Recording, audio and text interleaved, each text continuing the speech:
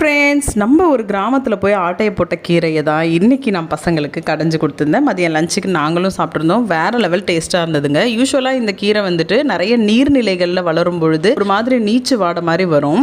ஆனால் இது வந்து கழனியில் வளர்ந்துருந்ததுனால சூப்பராக இருந்துச்சு சாப்பிட்றதுக்கு. இந்த பொன்னாங்கண்ணி கீரை தாங்க நம்ம அன்றைக்கி பறிச்சுட்டு வந்திருந்தோம். ஒரு ஷார்ட்ஸில் கூட நான் போட்டிருப்பேன், நீங்கள் பார்த்துருப்பீங்க. சின்ன சின்னதாக அரிஞ்சிட்டு சிறுபருப்பு, பூண்டு, தக்காளி, வெங்காயம் இதெல்லாம் போட்டு பச்சை மிளகாலாம் போட்டு வேக வச்சு எடுத்துட்டு இப்போ நான் தாளிப்பு தான் பண்ணியிருக்கேன். பூண்டு தட்டி போட்டு தாளிப்பு பண்ணியிருக்கேன். ரொம்பவே டேஸ்ட்டாக இருந்துச்சு. பசங்களுமே இன்றைக்கி ஸ்கூலுக்கு அதுதான் எடுத்துகிட்டு போயிருந்தாங்க. நல்லா வந்து கீரையை நிறைய போட்டு சாதத்தை கம்மியாக போட்டு கலரி பசங்களுக்கு நான் கட்டியிருந்தேன்.